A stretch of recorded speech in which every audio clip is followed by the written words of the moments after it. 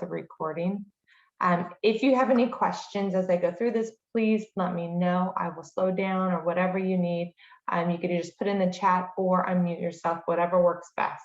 But I'll go ahead and get started for the day. All right, so review questions. First one says that we have vector W, which consists of OR. So they're saying that we're going to start here and go to here. So this is what we would call our initial. And this is our terminal side where it ends, where the vector ends. It says, what is the component form of 1/5 of W? So we need to figure out, well, what is the component of W? So if you remember, component notation is this notation right here. So we need to write these 2 points as a vector here to here as in vector notation component form. So remember, it's always going to be terminal minus the initial side. So it's minus a -5. And my second point, so match up the points. My second one is going to be my -2 minus my 6. And so my vector W is going to be a negative mix is a +9 and a -8. But be careful because that's not what the answer is. That's why it's not even a choice. But be careful because maybe they try to throw you off and that is one of the options. But they want 1/5 of W. So we want 1/5 of my vector W. So that's going to be 9/5 and a -8/5. They don't have it in fraction form, so you can put it in your calculator and see, or maybe you know, since it's broken down to fifths, that this is going to be 1.8 and this is going to be a -1.6. And there's my answer right here, done. So make sure you follow through with the whole problem. So I needed to find vector W, then I needed to take 1/5 of it. Word problem. All right, so air traffic controllers are watching two planes on radar to ensure there's enough distance between them. Plane A took off at 10 a.m. Plane B took off the same runway 5 minutes later. Both planes are flying at the same direction angle and the same path. At 10:10, the airport's radar system detected plane A at the coordinate 2418 and plane B at 86. The scale of the radar is 1 unit for every 25 miles. So when we're talking about this 86, those coordinates there, we're talking at one of those units. So if we're talking about numbering on a graph, 1 unit numbered would be 25 miles. So it's asking you, the question is, which vector represents the path of the plane A to B, and what is the actual distance between them? Okay, so here's what happens. I have my plane A. It's at some point 2418. My plane B is at some point 86. So I can have this like on my number line. So you could kind of see, oops, that's probably a little bit better. So they want to know which vector represents the path from A to B. So it's from A to B. Now that's important because I'm starting at A and I'm going to B. So this is my initial, because that's where I'm starting, and this would be my terminal. So I want to figure out if I want to know what is the distance between them, I need to find the magnitude of the vector. Well, in order to find the magnitude of the vector, I need to know what the components are. So what they already said, hey, find the component. So I want to figure out what is the component, and just like we did up here, it's terminal minus initial. So if I want to find the component of this vector, I'm going to call this vector, I don't know, let's just call it vector V. So if I want to figure out what this vector is, then it's going to be my initial, which is my 24, minus my terminal, sorry, just told you guys don't do that. So it's going to be my terminal minus my initial, and then it's going to be my terminal, which is 6, minus my initial, which is 18. So this vector is going to be -16, -12, -16, -12, negative 16, negative 12. So it's one of these two. Can't be this one, can't be this one. They're both negative. Make sure you check your order. If you switched them and be 24 minus 8, that would have been an answer choice. So be careful. It's always your terminal minus your initial. Okay, so that answered one piece of it. That gave you the component that tells you what the vector direction is going, what it looks like. And the next piece then is, what is the actual distance? What is the length of this magnitude? So I just need to find the length. What is the magnitude? What is the length there of this vector? So the magnitude is the square root of, and I do negative 16 squared plus a negative 12 squared. So my magnitude, the length of my vector, is going to be the square root of 256 plus 144 is going to be the square root of 400. The square root of 400 is 20. Now be careful. Look, it's an answer choice, but that is not correct. Remember, this is 20 units, but for every unit is 25 miles. So this is going to be where they get you, because this is an answer choice. This is not correct. It should be your 20 units times, for every unit, it's 25 miles, which is going to give you 500 miles. So this one is your correct answer. Be careful. This was a tricky problem. They try to get you guys multiple ways in those answer choices.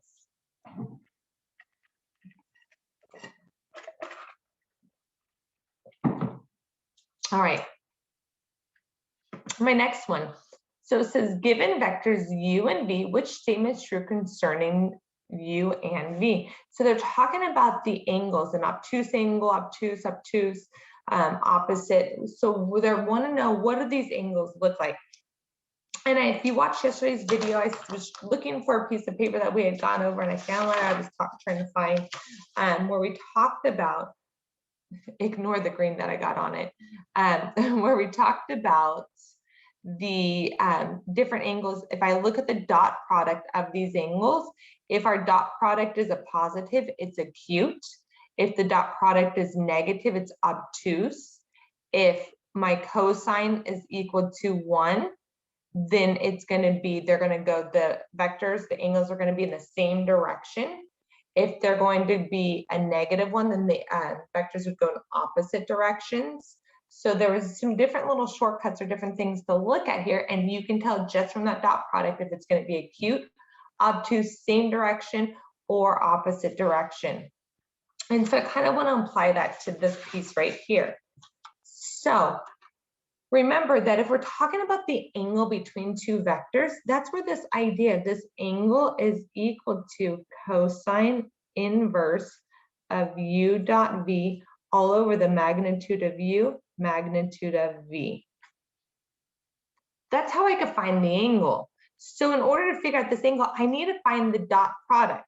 Now we know certain things about the dot product automatically. So u dot v, if I find the dot product here, remember dot product, multiply the first two numbers together, negative 2 times 4, and I add it to my second 2, negative 1 times my negative 2, and I end up with negative 8 plus a negative 2, which gives me my negative 10.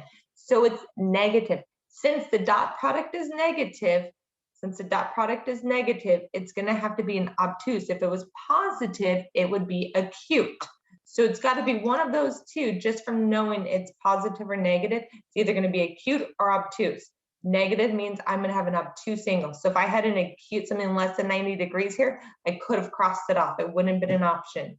The other thing we need to solve to figure this out would be the magnitude of u in v. So the magnitude of u is the square root of negative 2 squared plus 1 squared, which is the square root of 4 plus 1. So it's going to be the square root of 5. So the magnitude of u is the square root of 5. I've also got to find the magnitude of v. Magnitude of v is going to be 4 squared plus a negative 2 squared. So it's going to be 16 plus 4, which is going to be the square root of 20. So I plug it all in. Cosine inverse is going to be negative 10 all over the square root of 5, square root of 20. Now, I would throw this in my calculator. Just put it in your calculator, get your answer, find that inverse. But I want to show you guys something.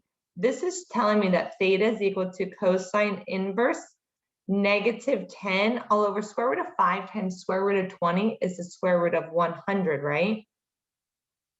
So cosine inverse of 1 is negative 10, square root of 100 is 10. So this is telling me that cosine inverse is negative 1. And if you remember, I was just showing you guys, if cosine inverse or if cosine of theta is equal to the same thing as saying cosine of theta is equal to negative 1.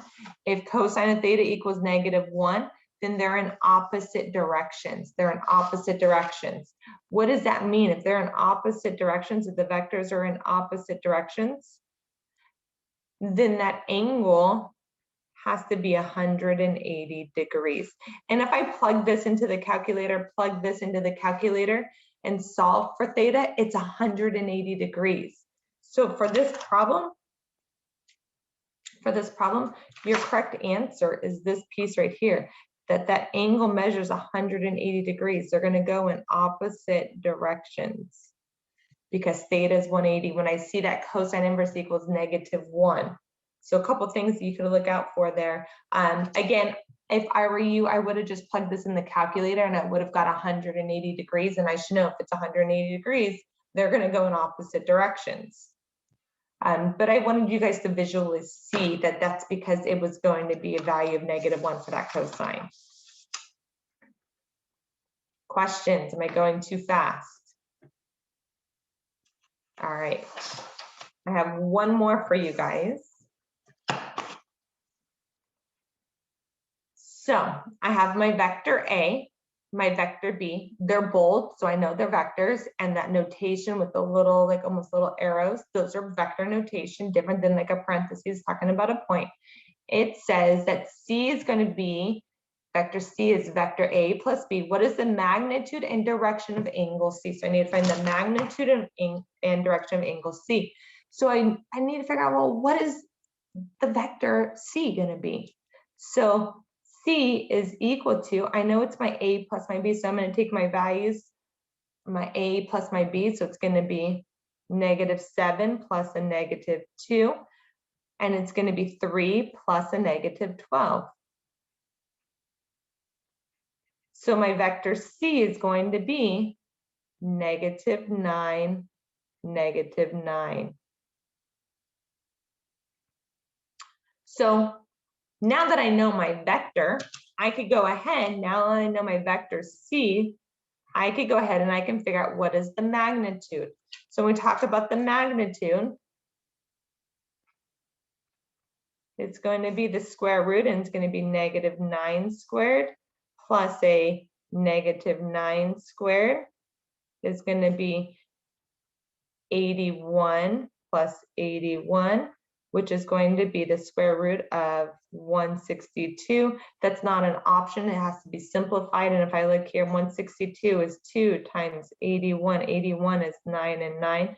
So the magnitude of C, I have a pair of 9s, so I could plot my 9, is 9 square root of 2. So I know it can't be either one of those two options. Okay. The second piece is it asks for the direction angle. Well, remember when we talked about the direction angle, we're going to use tangent of theta is equal to y over x. Now remember, when we talk about our tangent theta for that direction angle, we need to figure out which quadrant are we working in. So when I look here, and if I was going to plot negative 9, negative 9, I would be here in quadrant 3, right?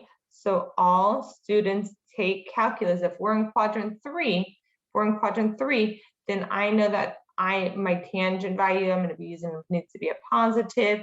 We're going to look through this. Let's kind of see what our answer is. So I know my answer needs to be here. But remember, when I solve this, I'm going to get theta is equal to tangent inverse of my y over my x, so my -9 over -9. When I solve this inverse, whenever I solve a tangent inverse, it's going to give me an answer between -90 and 90 degrees. But I know I want an answer that's going to be in quadrant 3. This isn't going to give me an answer that's in quadrant 3.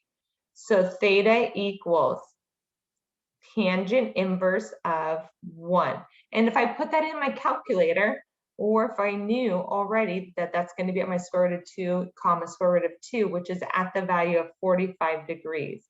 So that gives me my answer here of 45 degrees. That's not what I want though. That's not what I want. So how do I figure it out? Well, all I'm going to do is bring it across. So if this is 45, then this has to be 45 degrees. So my answer is going to be from here to here is 180 plus that extra 45. So it's actually going to be my 180 plus my 45, which is going to give me 225 degrees. And this is my correct option. The other way that you could look at it too was 225 was the only one that was in quadrant 3. Could have looked at it that way, right? So that was an easy piece as well. Let me see if I have this handy. Just want to show you guys. Remember, so this is the answer. We got square root of 2 over 2 divided by square root of 2 over 2 is going to give you that value for tangents 1 at 45 degrees. Same thing over here though, at 225, if I do my y over my x, that's also a value of 1. So there was 2 spots on the unit circle to get the value of 1. So that's how I know I needed this 1 over here, because I was in this point is in quadrant 3. Questions. Those are the most difficult ones. It's really nice when it's in quadrant 1 or 4. Really, really nice when it's in quadrant 1. Any questions though? All right, I have a couple more problems to go over tomorrow from the review. So work on the review today if you want, and then watch the videos for tomorrow before you take your test, just as a refresher. Make sure you have all your questions answered. Otherwise, you guys have an amazing day. Stay dry. I think the rain's about to come. If you need anything, just reach out to me, message me. On Remind is the best place. Otherwise, I'll talk to you guys later. Thank you. You're welcome. Bye. Bye.